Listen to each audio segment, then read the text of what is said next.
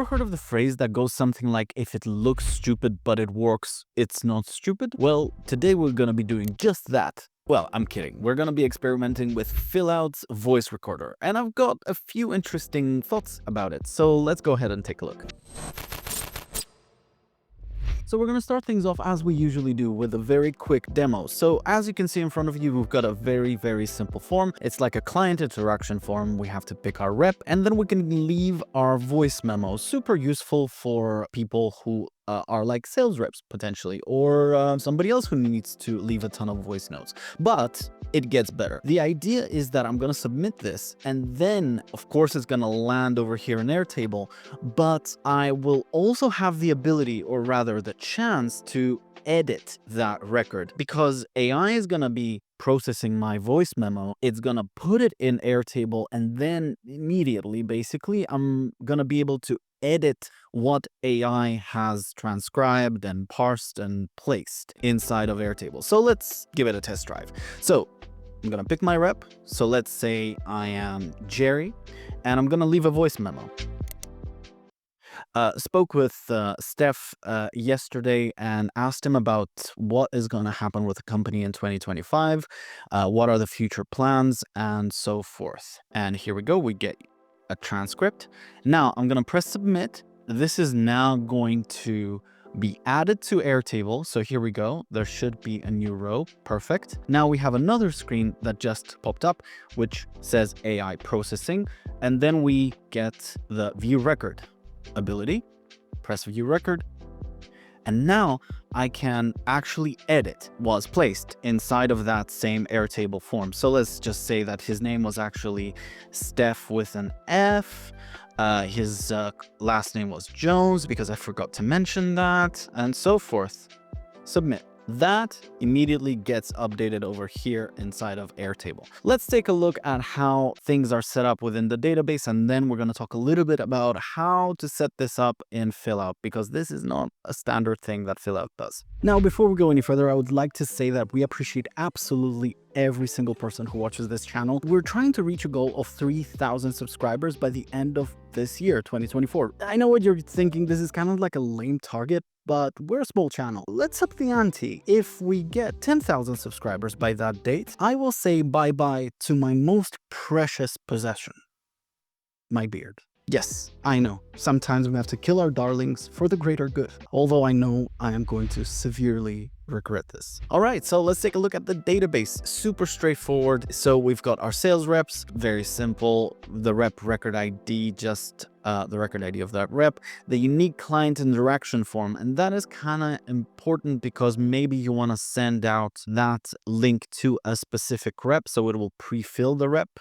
in, which is useful. Notes, and then the link to conversations. Let's take a look at conversations. Obviously linked back to the rep, we have a name concatenated field here.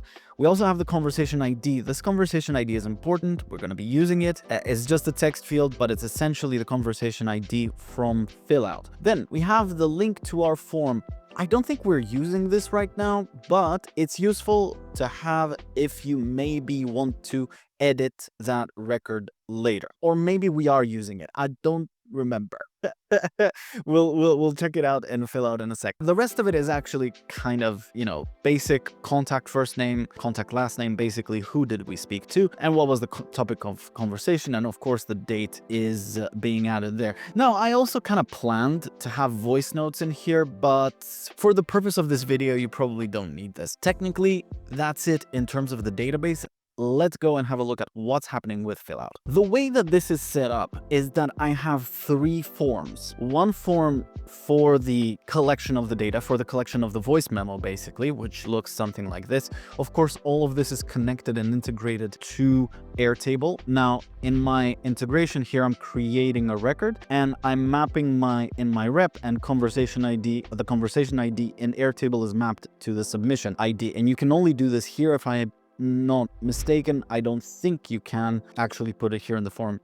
to map that submission ID. So make sure you do that way. Nothing else. I don't believe there's any other interesting points about this other than maybe provide a clean transcription, because you have to actually give AI a prompt. Now, let's talk a little bit about the ending, because this is important. When this form gets submitted, we want to navigate to a new form. And more specifically, we want to navigate to client interaction buy some time, or part 2. And this is where we need to buy some time, because behind the scenes, there's an automation that actually listens to that submission that just happened. And this automation is happening in Make. That automation actually fetches the Fillout response as soon as it happens, transcribes it via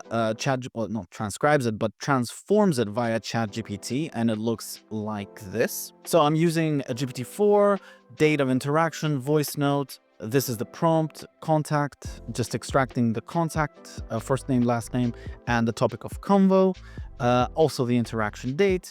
That's all well and good. The next thing that happens in this automation is that I'm actually fetching that conversation, because when you're submitting it, and this is another sort of thing that Fillout missed in this trigger, is that there's no record ID.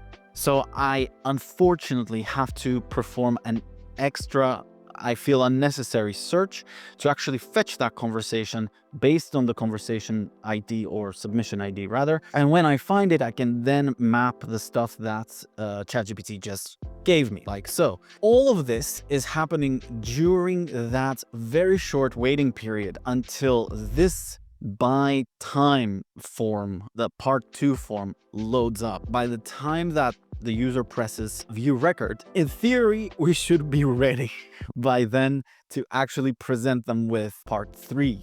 And again, part 2 basically redirects to part 3, right? It's basically like a little daisy chain. And yeah, actually we are using that link. So redirect URL, I'm mapping the link from the actual record that we're updating. By the way, this form is set to update the record. I'm basically using the link field and just mapping that in, and that works perfectly. I've tried a bunch of different other ways to do this, but this seems to work the best. Part 3 is actually quite straightforward.